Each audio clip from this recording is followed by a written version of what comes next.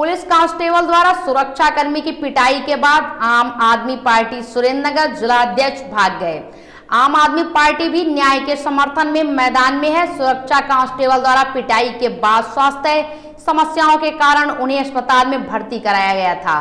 ठगराई सी भाई, दाना भाई एवं जिदिया उम्र लगभग 40 वर्ष धजला पुलिस स्टेशन सैला में पवन चक्की के सुरक्षा गार्ड के रूप में कार्यरत हैं और वह व्यक्ति जिसे पहले ही पुलिस स्टेशन के बयान के लिए बुलाया गया था। सुरक्षा में काम करने वाले एक व्यक्ति से पूछताछ करने पर धजला पुलिस स्टेशन के एक कांस्टेबल ने एक बुजुर्ग सुरक्षा गार्ड की पिटाई कर दी, जिसके बाद बुजुर्ग सुरक्षा गार्ड को सैला सरकारी अस्पताल में स्थानांतरित कर दिया गया है, जहां उसकी तबीयत बिगड़ गई और जांच करने पर निचले हिस्से में चोट आई, आंखें देखी गई और पिटाई भी की गई।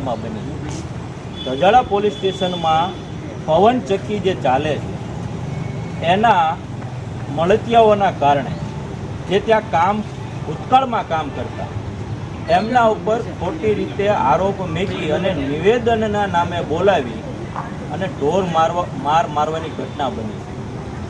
આપણી સાથે આ વડીલ છે જેમની ઉંમર પણ આટલી છે।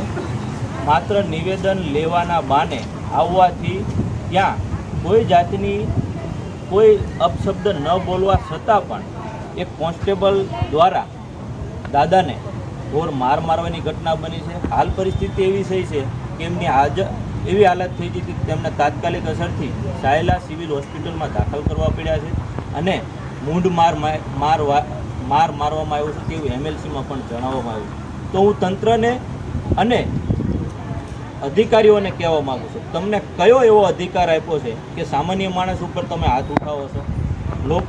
લોકો મજૂરી કરતા વ્યક્તિઓ છે। જો તમારામાં તેવડ હોય તો ત્યાં બુટલેગર ફરે છે એને પકડો, તમારામાં અહીંયા હોય તો ભૂમાફિયા છે એને પકડો, તમારા ઓલામાં હોય તો એટલા બધા અહીંયા અનલી ગલી કામ હાલે છે એને પકડો ને। સામાન્ય માણસને પકડીને શું કામ છે? અને પવન ચક્કીવાળા ક્યાં તમારા કોઈના ઘરના હતા અને તમે આવા સામાન્ય માણસના? આજથી 8 દિવસ પહેલાં મેં તમને ખેડૂતને અરજી આપી છે કે અહીંયા અઢળક ટનો ટન રાસાયણિક ડુપ્લિકેટ ખાતર અહીંયા દેવાઈ ગયું છે અને એના કારણે ખેડૂતોને કરોડોનું નુકસાન થયું છે। તમે એના ઉપર શું એક્શન લીધી? એના ઉપર એક્શન એટલા માટે તમે નથી લેતા કે એ કિસ્સો ખેડૂતનો છે, ખેડૂત તમને બાપડાઓ કંઈ દેવાના નથી એટલા માટે તમે આ રીતે કરો છો। પણ સમજી લેજો કે આ સામાન્ય માણસ છે, એને ન્યાય અપાવવા માટે અમે ઊભા છીએ।